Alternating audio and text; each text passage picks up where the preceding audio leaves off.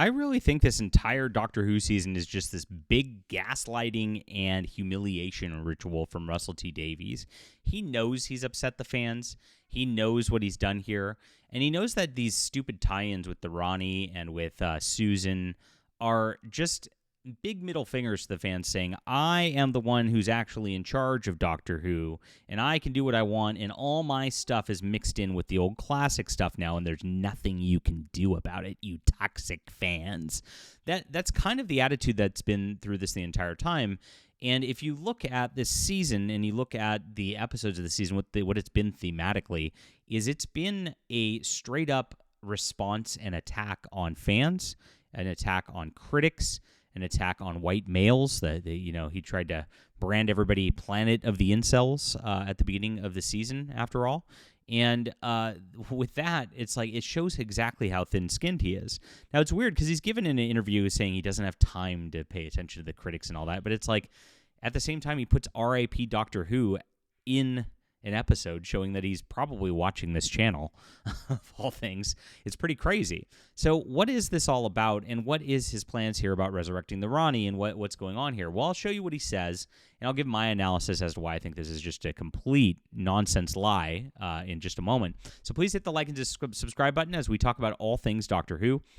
We came out with a list of things that are happening in Doctor Who that I got from an insider, and I came out with this on my Fandom Pulse Substack, guys, which I would appreciate if you guys would sign up for. I'll put that in the description below. It is where we tell the news here with Doctor Who, other science fiction, and more in the culture out there. And when this was happening, why is this not showing up here? I'm trying to find my article on this. I have, which is on here somewhere. I should have brought this up before doing the video, of course. Here it is. Alleged plot leak reveals Jodie Whittaker will be returning to Doctor Who at the end of the season. Now, there were a few things, and as I posted this, there were things that happened. Episode 3 will be a sequel to Midnight, and that's come true. Then I posted this before. The fugitive Doctor will make an appearance at some point. Part 3, Mrs. Flood will be revealed to be the bi-generated version of the Rani. This will be revealed at the end of episode 6. So all of these have come true so far. So now I guarantee you all of these sources, now we've got a bunch of things. We've got 8 points here. The other incarnation of the Rani will be played by a younger Asian actress who we believe to be Archie Punjabi. This also came true. She will appear at the beginning of episode 7, riding a horse in Hungary. So that's the next episode is going to start out with this. The main goal of the Rani and Mrs. Flood will be to bring Omega back, who will appear as a CGI monster. This is going to happen like Sutek with a giant claw. So this is how stupid this is going to be. And so following Ncuti Gatwa's recent decision to leave the series, the ending for the finale was reshot to end the 15th Doctor regenerating. However, due to it being last-minute decision, the regeneration scene does not. Unfortunately, it feels rather tacked on. The 16th Doctor is yet to be cast. Now, there's rumors that this has been reshot again, and that there is now a 16th Doctor in there. We will not be seeing Doctor who they regenerates into. This was a while back. This might have changed at this point. And the 13th Doctor, Jodie Whittaker, will make an appearance to somehow assist the 15th Doctor in his regeneration. Now, this is the plot line that's going to be ending up with Season 2, with the Rani and all this. And there's a reason for all this that I'm going to get into, because here's what Russell T Davies says is his reasoning for doing all this. The Rani, aside from being something of a camp icon, thanks to a winning combination of immaculate 80s fashion sense and O'Mara's delectably scenery-devouring performance, has become something of a running joke in the era of modern Doctor Who, with fans joking that the second mysterious female character comes up, she must be the Rani. The Master's wife in Season 3, the Rani. River Song, the Rani. Missy, the Rani. The woman from the end of time? No, clearly not the Rani. Mrs. Flood was no exception to that joking theory. This time it was decided to pay it off. So Davies said, whenever you introduce any woman in the role of Doctor Who, half the internet seems to conjecture she's the Rani. Sometimes you just have to go with it. Now, I haven't really seen much conjecture going on with the current season because nobody cares anymore. Everybody tuned out. So I think he put this back in there to drive discussion like this intentionally right now because everybody's now paying attention because it does actually tie into classic Doctor Who, and that's the only way this series is going to matter at this juncture because it is so destroyed right now. Of course, he says, I think she's great in two ways. She's a famous classic villain, if you know her. At the same time, she's not up there with the Masters, Cybermen, or Daleks. She's just a little bit more niche. And that's good. That allows her to become a new character for a newer audience. She's not weighed down by continuity. Interesting stuff right here. Not weighed down by continuity. As much as he's trying to shoehorn continuity into this as much as possible, he likes to bastardize things.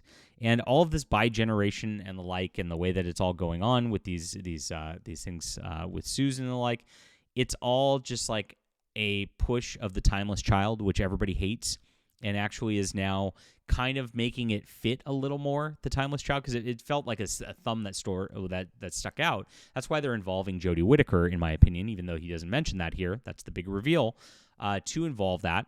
And it's also to show a sign of solidarity. And this is all a woke activist identity politics play, because it always is with Russell T. Davies. That's all he cares about first and foremost. He doesn't care about this stuff. In fact, he's doing this quite the opposite of what he's saying. It's one of those things where you think we could have just made a new Time Lord and cast Archie Punjabi. Yes, you could have. And that's the thing. They know that they could have just made new characters. They could have just made, some a new black companion or a new black Time Lord who's just not the Doctor, and it wouldn't bother people as much. But because you are adjusting the current characters, that upsets people intentionally. And that upsets me, as much as I rail against diversity casting in general, because I know what the agenda is. It is the replacement of white males. They want white males out of society, and you're not allowed to talk about that. There is a portion of, I'd say, the audience that's probably 30-40% of the audience, and maybe more, who don't tune into this channel, who just don't like the replacement characters, who don't want the characters tampered with, but don't mind the diversity casting when it's something new and different.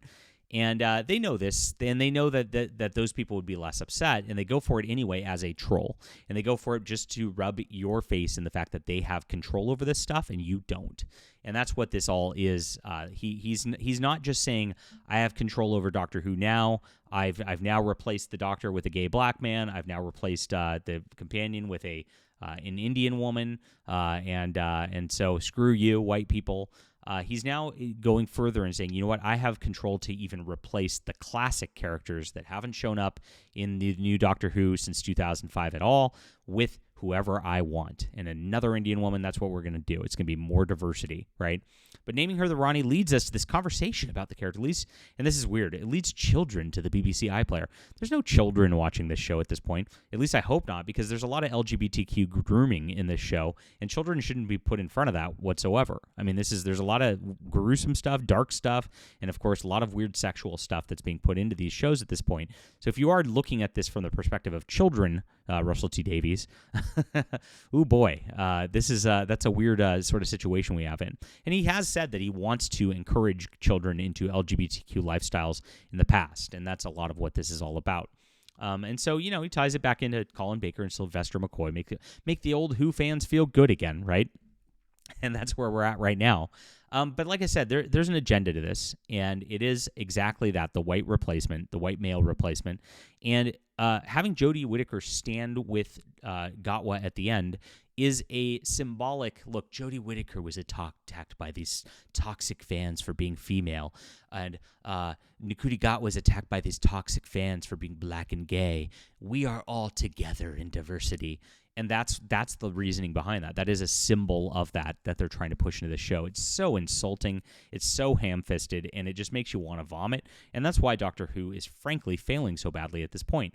Adding the Rani in to add that classic element and to shove that into fans' faces, say that I control the classic characters, I'm going to remake them in the image that I want of diversity, equity, and inclusion as well, is just another part of this. And this is a giant lie as he's going out there saying that it's just something to make children discover the old Sylvester McCoy stuff. Yeah, right. They're not watching that. Get over it. Leave a comment down below with what you think about this. Hit the like and subscribe button. Remember, these I came out with all of these right ahead of time. They've all come true. Half of them have come true so far, and I guarantee you the others are going to as well. I have a good insider. Thank you to the insider who gave me the information, by the way. Appreciate you if you watch the channel. And please check out my science fiction, guys. I'm a science fiction writer. I write really good stuff. I come at this from a writing perspective. That's why I talk about the symbology of the characters and things like that, because I know how this is done. I know how writers think.